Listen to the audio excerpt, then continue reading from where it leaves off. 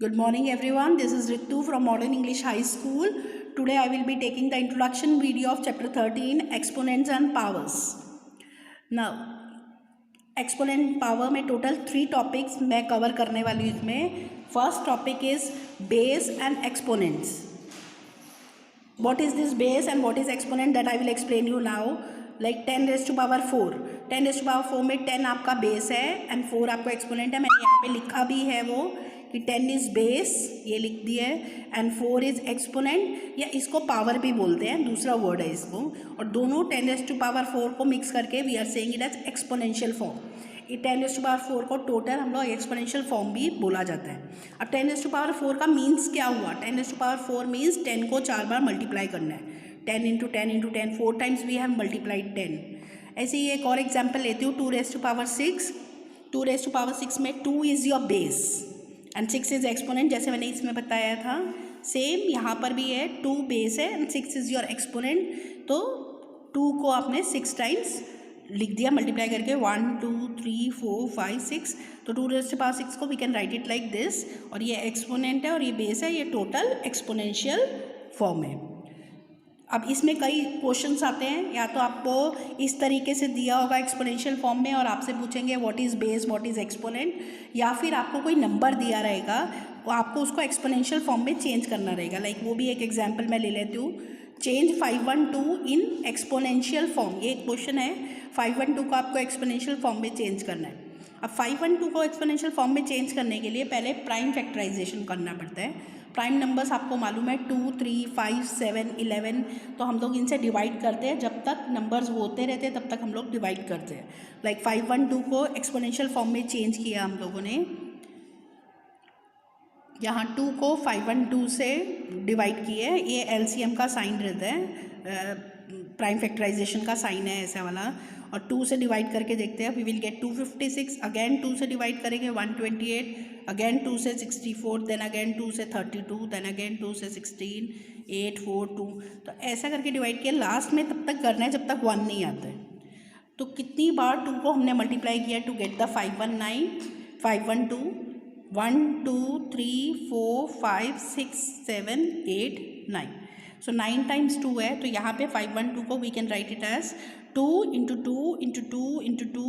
9 बार 2 को मल्टीप्लाई किए, तो we can write it as 2 raise to 9. तो ये इसका 512 का एक्सपोनेंशियल फॉर्म है. तो 512 का exponential form is 2 raise to 9. और हमने इसको कैसे चेंज किया? By doing the prime factorization. Book में when you will be doing the question, so it will be more easy for you to understand. Now first topic is covered, base and exponent. Now I'll move on to the second topic, laws of exponents. My second topic is laws of exponent. Laws of exponent में भी 2 तरीके के sums हैं, base से और exponent से. अब base आपको मालूम ही है क्या होता है. बेस मैंने बताया ही था इसमें कि बेस होता है नीचे वाला ये बेस, और ये पावर या एक्सपोनेंट. अब अगर बेस सेम रहेगा तो कैसे सम सॉल्व करने हैं, पावर सेम रहेगा तो कैसे सॉल्व करने हैं, अभी हम लोग देखेंगे. ना अगर बेस सेम है देन अगर मल्टीप्लाई कर रहे हैं 2 नंबर्स को और दोनों नंबर्स का बेस सेम है तो कैसे उनको मल्टीप्लाई करना है. जैसे a raise to m into a raise to n, दोनों में a बेस है, तो अगर मल्टीप्लाई करेंगे तो पावर्स को प्लस करेंगे, तो a raise to m plus n. अभी मैंने एक एग्जाम्पल से भी एक्सप्लेन किया है, 6 raise to 4 into 6 raise to 2. तो दोनों का बेस सेम है 6, तो पावर्स को प्लस कर सकते हैं. अगर बेस सेम नहीं होगा, यहाँ पर 6 होगा यहाँ पर 2 होगा, तो पावर्स को प्लस नहीं ही कर सकते, बेस सेम होना चाहिए. तो 6 रेज़ टू 4 प्लस 2, तो 6 रेज़ टू 6, ये हमारा आंसर आ गया. अभी नेक्स्ट एक एग्जाम्पल डिवाइड में, अगर बेस सेम है तो पावर्स को जैसे यहाँ पे प्लस करते हैं यहाँ पे माइनस करते हैं डिवाइड में. तो for example 6 raise to 4 divided by 6 raise to 2 is equal to 6 4 minus 2 6 square. तो ये आपका अगर बेस सेम है देन पावर्स को, अगर बेस सेम है देन पावर्स को we are going to subtract. Divide में पावर्स बेस सेम है तो पावर्स को आप डिवाइड माइनस करोगे, सॉरी सब्ट्रैक्ट करोगे. तो 6 raise to 2 is your answer. Now third is power of power. और अगर आपका यहाँ पे a raise to m, power of power means power के ऊपर की पावर, एक्सपोनेंट के ऊपर एक और exponent, a raise to m और n रेज टू n, तो इनमें क्या करते हैं, मल्टीप्लाई करते हैं। तो a raise to m into n, यहाँ पे मैंने एक एग्जाम्पल से भी एक्सप्लेन किया है, 2 रेज टू 3 रेज टू 4, तो आएगा 2,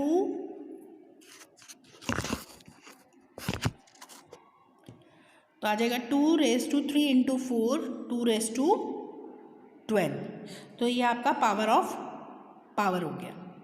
ओके, नाउ नेक्स्ट है, अगर मैंने बताया था पहले बेस सेम हो, लॉज ऑफ एक्सपोनेंट में फर्स्ट केस है बेस सेम हो, और सेकंड केस अगर आपका एक्सपोनेंट सेम हो, second case exponent same. Exponent means powers अगर उनकी सेम रहे तो कैसे सॉल्व करना है अपने को, ये सब रूल्स हैं, ये आपको लर्न करने हैं, सेम रहे। तो फर्स्ट केस जैसे हमारे इसमें था मल्टीप्लाई का, सेकंड डिवाइड का, थर्ड पावर ऑफ पावर का, ये सारे केसेस हम लोग लेंगे। इसमें खाली फर्स्ट और सेकंड केस ही आएगा। First case, now laws of exponents हम लोग पढ़ रहे थे, लॉज ऑफ एक्सपोनेंट में फर्स्ट केस हमने पढ़ा था बेस सेम। अब सेकंड, अगर एक्सपोनेंट सेम रहे तो how to solve. Exponent same में फर्स्ट मल्टीप्लाई का case we will see. First multiply like a raised to m multiplied by b raise to m। यहाँ पे देख रहे हो एक्सपोनेंट सेम है पर बेस अलग अलग है, तो यहाँ कैसे करने का अपने को, a into B raise to m, इसको ऐसा सॉल्व करेंगे। तो a into B means A B raise to m।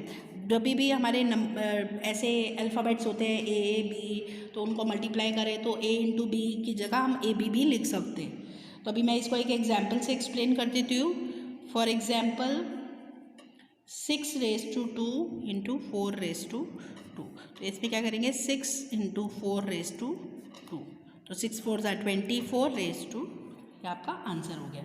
अब सेकंड है divide.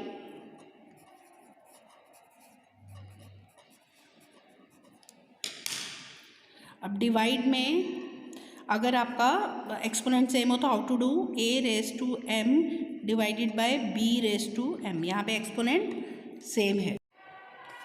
For example 6 raise to 4 divided by 6 raise to 2 divided by 4 raise to 2, तो दोनों का बेस सेम और बेस अलग अलग है, पावर सेम है, एक्सपोनेंट सेम। तो how to do it, 6 by 4 raise to, तो ये आपका आंसर हो गया। अब इसमें एक चीज़ मेरे को आपको समझानी है, किसी भी चीज़ का पावर ज़ीरो हो तो वो हमेशा 1 होता है। एक्सपोनेंट किसी भी नंबर का ज़ीरो हो, x का पावर 0 1, तो किसी भी नंबर का ज़ीरो हो तो उसका इज इक्वल टू 1 होता है। ये आपको लर्न करना है, ये अलग से एक नोटिस है जो मैंने आपको अलग से दी है, तो इसको एक बार बॉक्स में रख लेते हैं कि किसी का भी पावर 0 तो 0 नहीं होगा, वो 1 ही होगा। अब थर्ड टॉपिक है हमारा, दैट इज स्टैंडर्ड फॉर्म।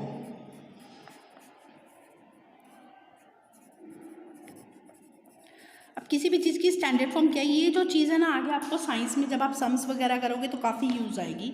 अभी स्टैंडर्ड फॉर्म क्या होती है, मैं 2 एग्जांपल्स लेके एक्सप्लेन करती हूँ, बाकी तो आपको प्रैक्टिस से आ ही जाएगा। फॉर एग्जांपल यहाँ पे मैंने 5 लिखा है, अब इसके आगे मैं 7 ज़ीरोज़ लगा देती हूँ, 1 2 3 4 5 6 7।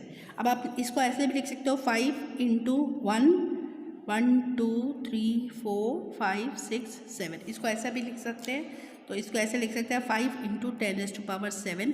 तो ये जो है that is your standard form. 5 into 10 means power में अगर आप कोई भी चीज़ लिखते हो पर उसके आगे नंबर अगर है तो कोई आप मल्टीप्लाई फॉर्म में लिखिए, पर ये ध्यान रखना है वो नंबर सिंगल ही होना चाहिए, ज़्यादा नंबर्स नहीं हो सकते वो। तो ये आपका हो गया स्टैंडर्ड फॉर्म। लाइक मैं एक और एग्जाम्पल जिसमें ज़्यादा नंबर्स हैं वो लेके आपको बताती हूँ।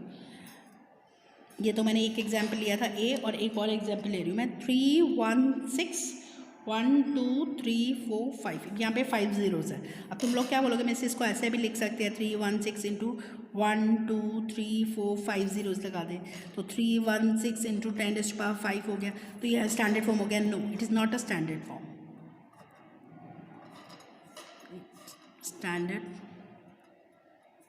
Not standard form. अब ये क्यों नहीं है स्टैंडर्ड फॉर्म? क्योंकि स्टैंडर्ड फॉर्म में मैंने यहाँ पे बताया था आपको एक ही नंबर होना चाहिए।